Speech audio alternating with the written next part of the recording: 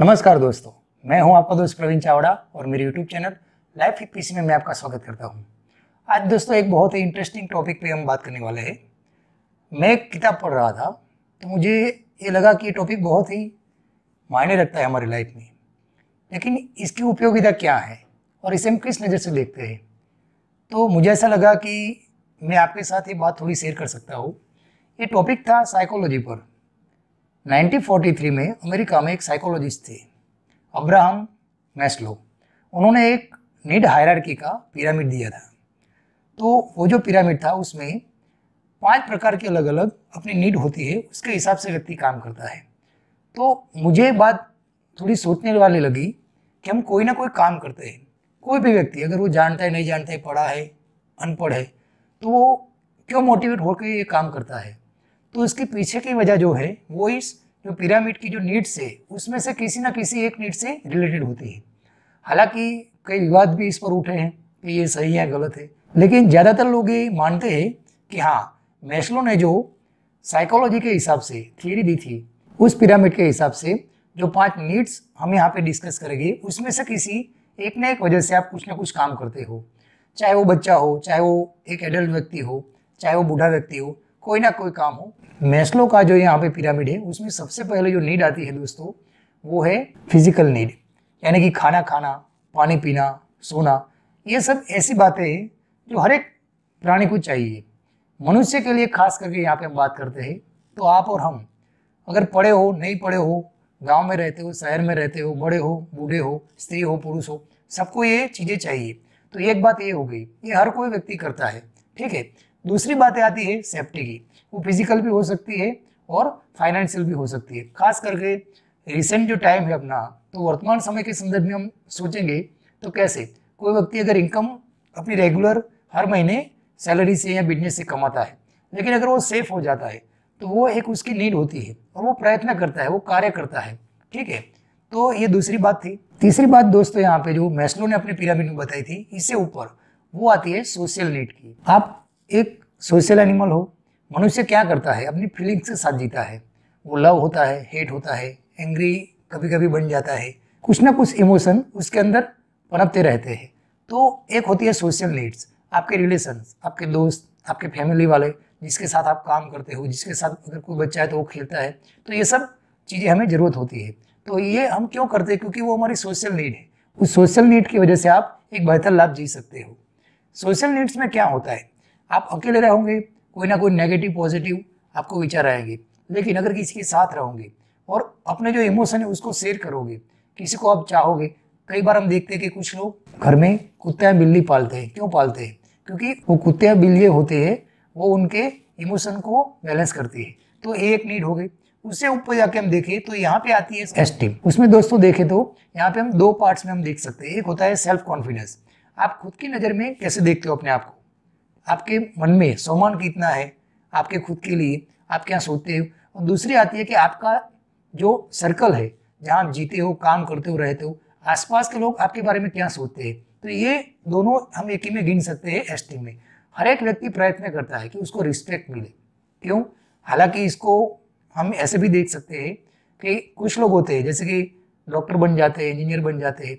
कुछ लोग जैसे कि अपने नाम के आगे इंजीनियर, डॉक्टर, सीए ऐसा लिखवाते हैं। तो इसकी वजह एक यही है कि उनको एस्टीम चाहिए। और लास्ट में जो आता है सबसे टॉप पर है वो है सेल्फ एक्चुअलाइजेशन। तो इसका मतलब क्या होता है, खुद को पहचानना। ये जो सबसे टॉप ऊपर है, काफ़ी लोग वहाँ पहुँच ही नहीं पाते हैं, क्योंकि काफ़ी लोगों को ये दोस्तों पता ही नहीं चलता है कि ये चीज़ क्या है। देखिए, जैसे कि आप देख लीजिए, कई बार कुछ ऐसे बड़े उद्देश्य के लिए व्यक्ति अपनी जान तक दे देता है। जैसे कि आप मान लीजिए महात्मा गांधी, शहीद भगत सिंह, जॉर्ज वॉशिंगटन, ऐसे काफ़ी बड़े बड़े नाम हैं जो कुछ ऐसा करने के लिए अपना पूरा जीवन दांव पे लगा देते हैं। तो वो उसमें क्या हो जाता है उन व्यक्तियों में जो ये करने के लिए उनको प्रेरणा देता है, तो ये होता है सेल्फ एक्चुअलाइजेशन। वो सब पहली जो 4 चीज़ें हैं, पहली जो नीड्स की हमने बात की, उन सबको वो पहचानते, लेकिन उससे आगे चलकर उन्होंने एक ऐसा गोल अचीव कर लिया, एक ऐसे मुकाम पे वो पहुंच गए कि उनको लगता है ये सबसे आगे। वैसे हम साधु संतों को देख सकते हैं। हमारे भारतीय संस्कृति में बहुत ही पुराना जो दर्शन है बहुत बढ़िया है।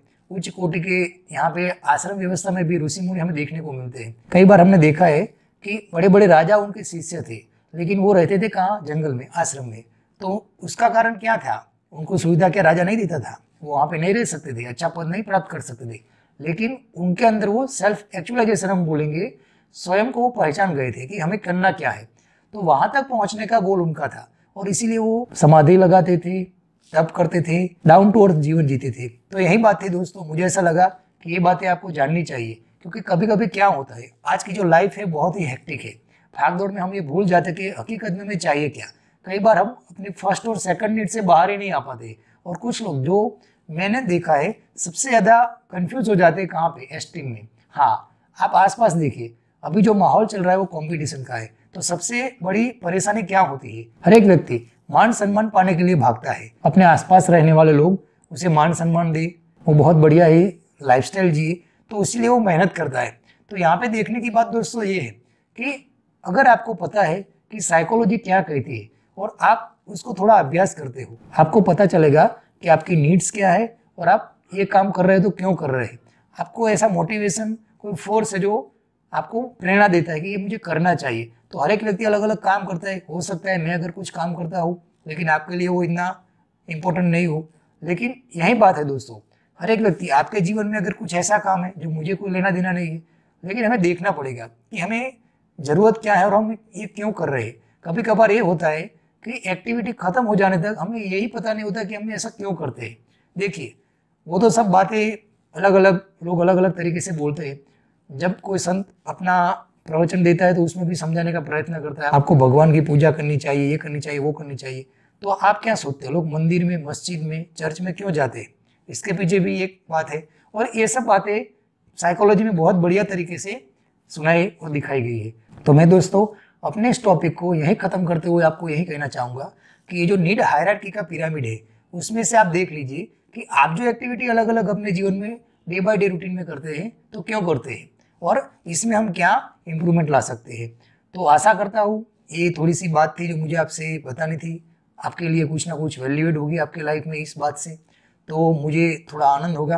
तो यहीं पे मैं आपको एक बात और कहना चाहूँगा कि जीवन है वो दर बदर, जैसे आप आगे बढ़ते चले जाते हो, भूल होती है, लेकिन उस समय सीखना चाहिए, गलतियाँ होती हैं उसको हमें सुधारना चाहिए और आगे बढ़ना चाहिए। और अगर ये मेरा वीडियो दोस्तों आपको अच्छा लगा तो इसको लाइक कीजिए, इसको शेयर कीजिए, मेरे चैनल को सब्सक्राइब कीजिए अगर नहीं किया है तो, और बेल आइकन को आप प्रेस कर दीजिए ताकि आने वाले टॉपिक पर जो मैं वीडियो बनाऊँ वो आप तक पहुँचा सकूँ। Thank you very much.